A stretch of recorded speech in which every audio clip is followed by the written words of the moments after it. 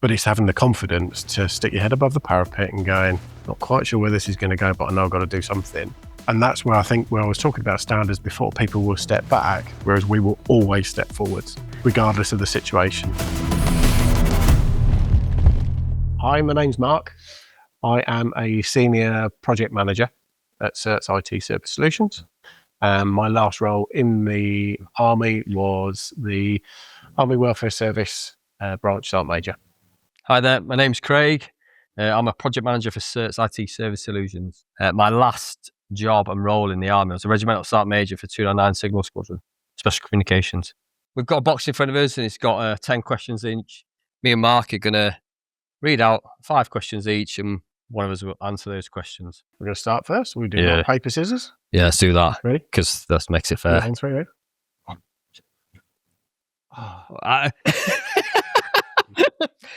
How did you know it was time to leave the military? A couple of reasons. First reason was I had Veng Long. So I was coming towards the end of Veng Long, so 30 years service. I wasn't too far off of that. But the main reason was that for me, because I'd settled the family in Oxfordshire, I was in Aldershot, which isn't too bad a commute, but it's too much to do on a daily basis. I was still living away. And when you work in a 2-star headquarters, you spend a lot of time on the road. Whilst I was based in Aldershot, I was visiting all of the AWS teams throughout the UK and overseas, and the work-life balance just wasn't there anymore. And I decided that enough was enough, and it was time to pull the pin. So what I did was I gave myself 18 months. Didn't do the initial sort of 7 clicks to freedom at the 12-month point. I gave myself a forecasted 18 months out to get the resettlement done, get things sorted into a good space and be able to exit. So that's when I knew, it was the right time to go. Next question. Unless you want to add anything to that. Drum roll, please. No, I think Mark's was a lot better answer, because my answer was, I got to the time where my career was ending. So that's why I did my 24 years, and the option was to go to become a commissioned officer, and I chose not. That wasn't for me. I didn't want to do that route. So in my head, it was also the time was coming to the end. So I was like, okay, so you start to think that you want to like, I want to go now, and I'm happy to go. So that was the reason why I did that. Did it feel like relief? Yes and no. There was like when I made that decision in myself that I was like, I'm going now. Yeah. And that took a while to get to know that I've just left 24 years of my life where I never had to worry about, I didn't have to worry about things. It was made life easy.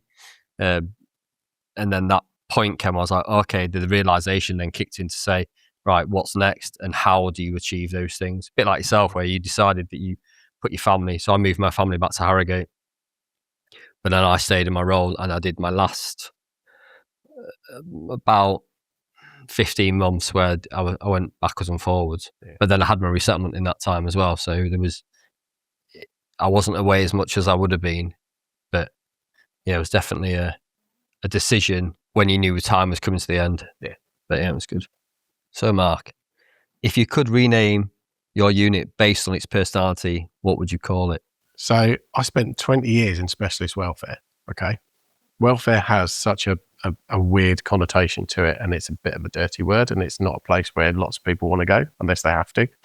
So there were already lots of names that were out there, like SAFA Gold card holders. That was one of the good ones. Glassbacks. Remember all of these really, really inappropriate welfare case, work shy, you're avoiding everything, people go to welfare because they're like, don't want to go on exercise, don't want to go on tour. So welfare's already got, exactly, war dodgers, everything.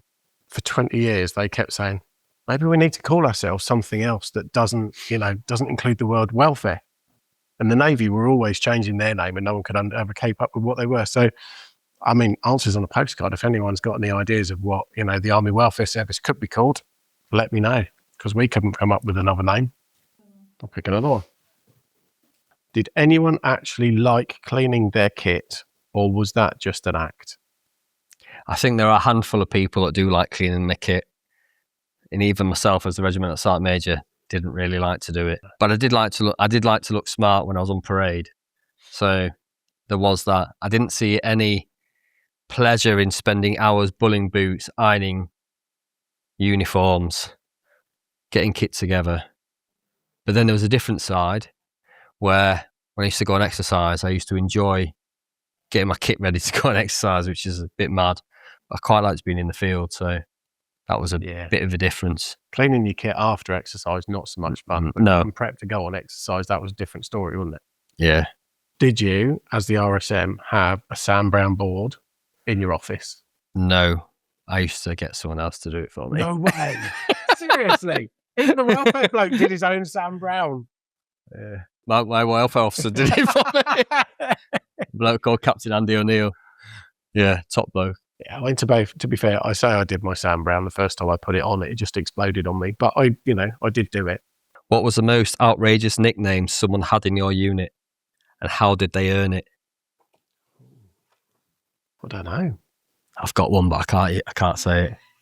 He's the Army Sergeant Major now, so it's not appropriate. He definitely can't. No, he's the man in charge of the army now. Yeah. I mean, to be fair, it's not necessarily a person, but a location that we had within our organisation had a very high burnout rate of people that were posted there. So we collectively, in the end, were convinced that it was probably built on something it shouldn't have been built on, like a pet cemetery or something, because everybody that went there was like, we cringed that's where they were, anyone who went there fell over. It was just a rotten place to get assigned to. So it wasn't a person, it was more of a place. No, don't put this on there. But soldiers, well, you do. Soldiers, like, they come from all walks of life, and some of them have come from like the hardest life they've ever had. Yeah. And then they join the army and they're put in a position of where responsibilities that come their way. But what the funny side of it is that you'll see them grow into like some of the best soldiers ever meet, and then they meet some young troopy who's been fed a silver spoon his whole life, and then they put them together. But there's normally 30 of these, and there's this one bloke, and he gets absolutely smashed and rinsed hard because he's young troop commander. That's the first rung of the officer ladder. I know that doesn't really answer that question. Right. You keep religiously putting the lid back on that as well. Did you ever have a moment where you thought, yep, this could only ever happen in the military? Being charged. I suppose it happened in Civilian Street, but being charged and thinking it's funny and just taking the punishment and just getting on with it. And to be thinking about it now, if you were to do those sort of things now, you'd get fired. Yeah. And if you did that in Civilian Street, you would get fired. You wouldn't keep your job. But in the army, it's kind of like, well, he's not a bad lad. He's just being caught. Yeah. I never did anything bad enough that I went to jail. And I still got my LS and GC, so it was never that bad. But I did keep fucking up. But a switch happened about a 4-year point, maybe 3-year point, that I was like, I can't carry this on. If you want to stay in the army, you're going to have to knuckle down and get on with it. I think that's about being charged. Yeah, being charged. Friday mornings, wasn't it? It was always just before the weekend, because if you had rippers or ROPs, it was always over the week. 48 hours ROPs, that's your weekend gone. Yeah. And show parades at 10 o'clock on a Friday night when everyone else is out in the lash. Yeah. They say you can only do a couple of things to people. Take your money off them or take your time. And there's a point where you're like, don't take my time off me anymore, because time is precious. And they never take your time off you on a Monday night through to Thursday. Yeah. It was always a weekend. I had a glamorous moment on exercise Rocky Lance in 1997 where we were on exercise with the Irish Guards. We were there as like the pioneer support unit. We built the tented camp, built the field toilets, thunder boxes and everything else. And about halfway through the exercise, someone decided that the field toilets needed sorting out. And we were sent diligently as the pioneers with a 12-foot long piece of 2x2, your S10 respirator. And we had to poke all of the shit that was starting to crest out the top of each of the thunder boxes back down into the... So that wasn't a, yep, this could only happen in the military. It was like, oh shit, this is really happening in the military. Yeah, that was a rather memorable moment. Yeah, done that too. Yeah. As a young soldier. Didn't often see the the senior soldiers and officers doing anything like that. All I saw was the QM from the Irish Guards laughing at me as he was giving me this 12-foot piece of 2x2. So go and sort them out. Which movie or TV show gets military life hilariously wrong or scarily right? Ooh. So I'm old enough to remember Soldier. Yeah, I do as well. And I have to say, and hate to admit it, I think Soldier was the reason a lot of people joined the military in the mid-90s. Because they all thought they were going to be like Tucker. You probably sounds like you were like Tucker. Always in, getting charged. I don't think I've ever actually come across anything that I've really seen other than... So Saving Private Ryan was something that I remember watching an interview of veterans when they had veterans in at the premiere of Saving Private Ryan, and they said that was as realistic as D-Day had got, and that was mad. But I think anybody that's been in the military will sit there and count the rounds. If there are rounds being Hollywood. sent at Hollywood. Even my wife does it now. She's caught the bug. She's like, he's fired more than 30 rounds. And that's not right. Heat was supposed to be quite good as a film over the years with the firefight when they were Yeah, I think that's probably about Extraction. One of them. Most of them are just they're never near they're never near it, and they portray like the glamorous side of what it's all about, not the dark and dirty bit. No, which is never portrayed correctly. I suppose maybe like a Band of Brothers. Yeah, that was I think that was quite good, and the way that is, and the way that again like D-Day had the it's more themes, isn't it, that run through. You think, oh yeah, I can really relate to that, but the rest of it is all for Hollywood or for TV, and you can like say with Band of Brothers, you can see how the bonds and the friendships and everything else sort of work. There was one film, I'm trying to think what it was called, Kajaki. Yeah, Kajaki. So that portrayed a real time that happened in Afghan. And one of my mates, he was there. In that film, he's portrayed in it as a signaller. But that was close to what it was like, or what we've seen. What one tip would you give to service leavers? Have a plan, but have a plan B. Plan A for me didn't work out for leaving. That is, I thought one thing I was going to do something, and I rested on my laurels and thought that was going to happen.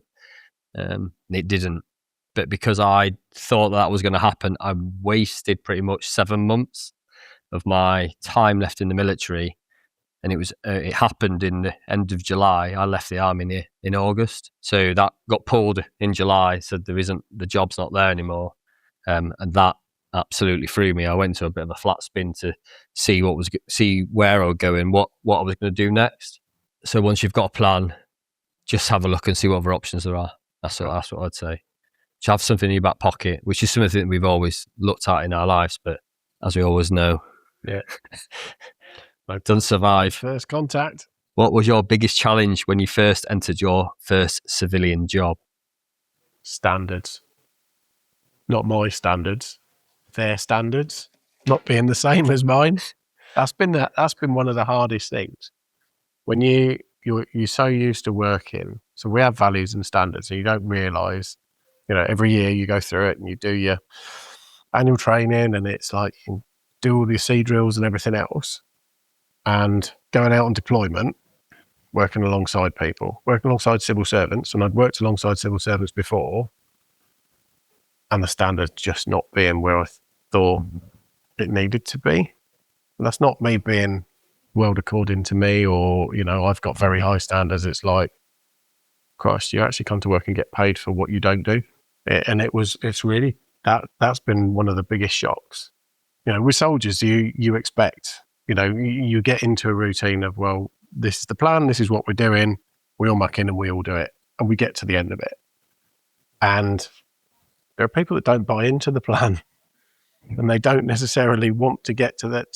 So that's been one of the hardest things, to learn a new skill, to try and renegotiate and bring people along on the journey, and to get them to, especially as a project manager, because you've got to orchestrate something to be delivered, and you can have some brilliant people that you work with, and you can have some people that are not as good as the brilliant people that you work with, and you need them to sort of up their game, and that can be really tricky, managing that variance of, but sometimes it's ability and everything. Sometimes they just don't care and they're really not interested, and it's a real battle to get them a long way. So yeah, that's been one of the hardest things, I think, to really get my head around. I think adding on that there, I think when like you move in the army, you get posted and move around, so you're constantly adapting to new environments. But when I came out into I call it the real world. When I come out into the real world, I didn't have that bubble around me, because normally you arrive somewhere and you know someone, or you've worked with people, but you've also got that protection of who, like, depending on what rank you are, and if you've got a position and you're in that, and it looks after you. But when I came into the civilian workforce, I was like, oh, like no one is, apart from other lads that I work with in the army, but if I don't know if they're in the army or not, I was like, they're all just new. And it's how the environment is in their environment, how they react to you and how you react. Because in the army, we can turn up and we just know, there's a point where there's limits on things, but I don't know where they are at all in the civilian world. That was one of the things where you just got to kind of tailor how you are, but I had to tail myself right back. Yeah. But like now, I feel like work know who I am now. Yeah. Which is not too bad. It is a transition, isn't it? It's really like being out on deployment, and it wasn't just the standards. It's like, well, can you tell me how you do this? Oh yeah, we haven't got a process for that. And they're literally not being a process. And there's always a process with everything that we've done, because you've got the orders process, or you've got something that you follow. There's all those SOPs that are just there. Something, it's just there, and go, right, okay, that's that document, I know what I've got to do. And having to find your feet and just utter confusion and like you say, until you get to know the organisation that you're in or where you're at, the people that you're working with. But yeah, finding the right people to help you along the way is always good, and latching onto them like a limpet. Yeah. Okay. Oh, 2 more. What one thing do you wish corporate companies knew about veterans and service leavers? I think they do know, but they also, I don't think it's not they don't listen, but I think sometimes you look at where you can have even the most junior soldier can deliver some of the brightest and best ideas. But in the army, sometimes we will stifle them on that. And it's kind of like, oh, you don't know because of your rank. But I think, though, that when you come into civilian space, I think it's a little bit easier for you to project that. I think that in the army, we let people make mistakes. Well, I know that I've made mistakes and gone along, but I think in civilian street, I think soldiers do make mistakes, but everyone makes mistakes. And I think you need to be able to you've got to give a little to understand how that person can then thrive in the environment they're put into.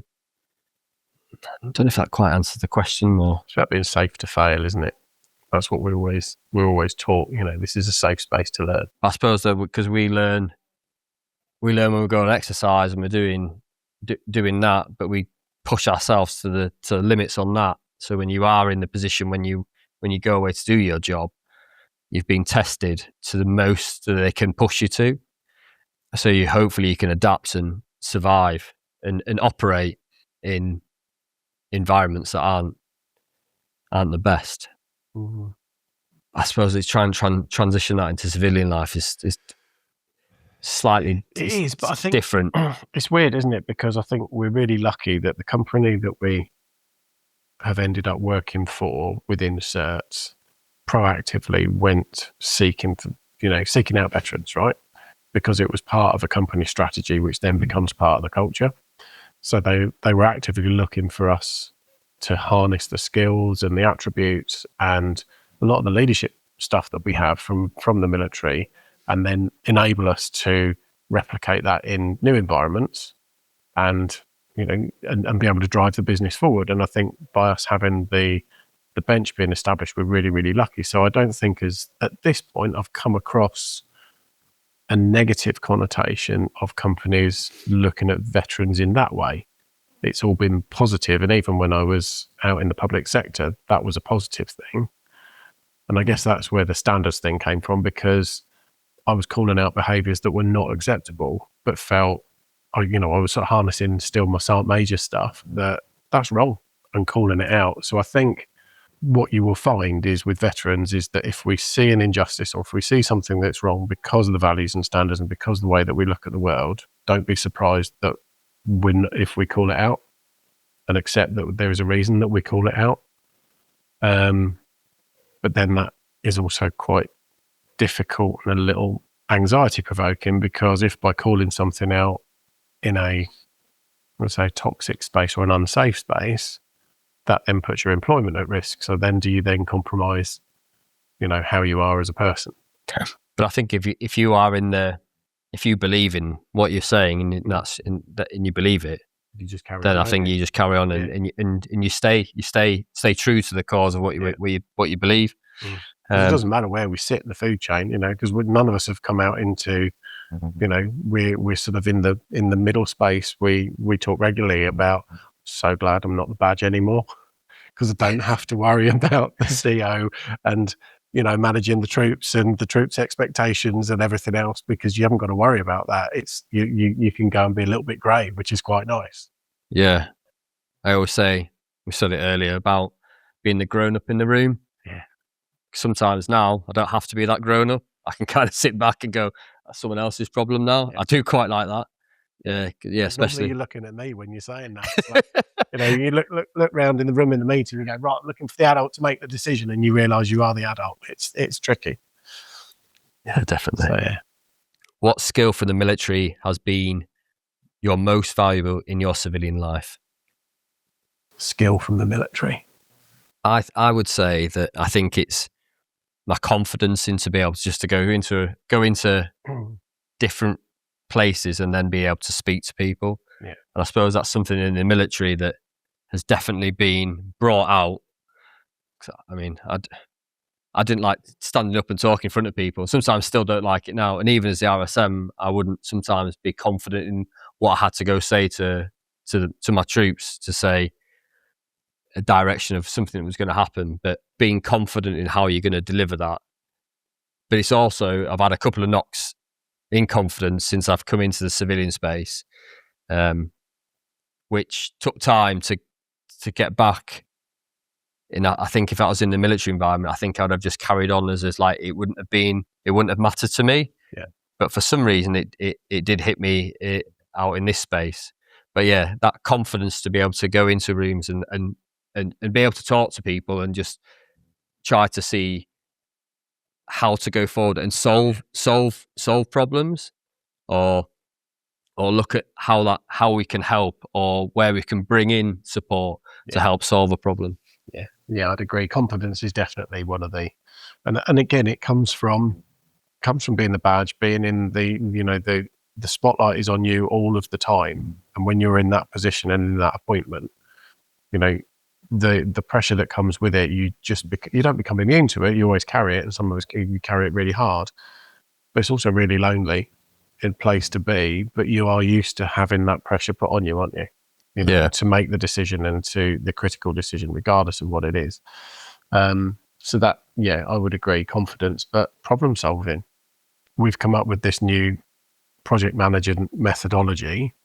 We've done Prince, we've done Agile and the various other things as part of our resettlement, and realised that yes, there are pockets of all of those methodologies that fit what we do, but nothing is true to doing the course and what you do on the tests and everything else, okay? But the thing that is true is Sergeant Majoring the shit out of something when you're faced with a problem. And that's what we do, and we're still doing it. It is no different in some respects. So, but it's having the confidence to stick your head above the parapet and going, not quite sure where this is going to go, but I know I've got to do something. And that's where I think, where I was talking about standards before, people will step back, whereas we will always step forwards, regardless of the situation, because it's what we're used to doing. You just step off and away you go, and whatever comes in.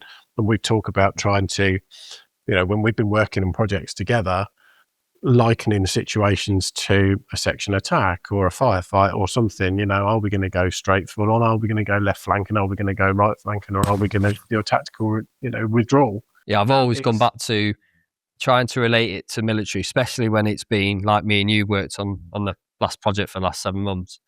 We leave meetings and we talk about like how this is, but everyone we're working with is civilians. Yeah. And then, sometimes it just feels that I'm having a hard time with them. But I think it's also it's that point of making a decision. Yeah. If that decision's wrong, I mean, I've made loads of decisions that are wrong, even in my time in the army. But that's the only way you grow. Yeah. But sometimes make a decision. If it's the wrong one, you might see it quite quickly that it's the wrong decision, or it might take a bit of time for it to come out. But you've made a decision, and as long as you stick with it. But then I look at it and go, okay, that was wrong. And I'll learn up to that and say, I shouldn't have done that, or that decision was the wrong decision, but I think we should do this. And then sometimes I might be collaborating with someone else saying, where do you think we should go, or try and learn from those lessons, because that is, I think, humility. And I think you get a lot of that in the army. People are like, I've made a mistake, and let's go back and try it again. Yeah. If you go back to the SJARs and, your annual reports and everything else, there's the career soldiers, there's those that will perform and sort of play up to the boss to get the right report, to get the promotion, right? But I think as you get longer in your career, you realise that the only way to really get on is be your own authentic self. And having authenticity in what you do and being congruent has always been, for me, watching people promise the earth and deliver nothing. There's nothing more frustrating, because you think you're getting a great deal and then, you absolutely nothing follows through with it. So I guess congruence for me of, if I say I'm going to deliver something, always making sure that that's what I know I'm going to deliver. Not promising something, we talk about us, use it all the time. Don't write a check you can't cash. Because if you can't cash that check, that doesn't, especially when you start applying all the commercial restrictions to what we've got on what we're doing, it's not like the army. We didn't have to worry about costings and budgets and, resource costs and everything else that, whereas now that's absolutely key to what we're doing. So you just have to be really careful. So I guess that, there's a few things, isn't there, that as we probably grew towards the end, once you get to Staff Sergeant, WO2, WO1, from that element that you definitely can transition across, because the spotlight was on you, whereas not so much when you're sat there as the troop sergeant, because yes, the spotlight is on you, but in a slightly smaller environment, not at regimental level, it's at troop level. Yeah. When you start escalating it out, it becomes a little bit more, I guess, pressurized and tricky. But that's not to say, if you don't get to WO2 and WO1, that you can't transition those skills out, because absolutely anybody that's been in the military, it doesn't matter any course you've been on, those leadership skills that you get right from that very first cadre, junior NCO, promotion cadre, whatever it is, it's ingrained right at the beginning. And the confidence to take that leadership into new situations. And we've got guys on the bench, you look at Gwynny, he was a junior soldier, but he's going to be a great leader. Because he's got that ingrained with him, but he only served a few years. Yeah, there's some soldiers I can look back at now, and I just think there's one line in particular. Absolutely, I was gutted when he said he was signing off and he's leaving the army. Yeah. He would have been an amazing RSM. He would have gone on. He'd have hit top LE, and he'd have done it. But he left, and he went on to he's doing well now. Yeah. But I look back and I think, I did try to convince him, and I think most of the people in the unit that had some influence with him was like, do you think it's a good idea? And you know what? He's made a good choice. He's in a team now that's actually they're nearly all military, ex-military. So he goes, it's good to be in that space, but sticking with convictions and going for it. And he did. So, I think that's it. That's it. Any last things you want to say? We're not doing a podcast ever again. Yeah, no more. That's on camera and recorded. There you go. That's awesome. Thanks, guys. Cheers, you doing outtakes? No, you don't need to.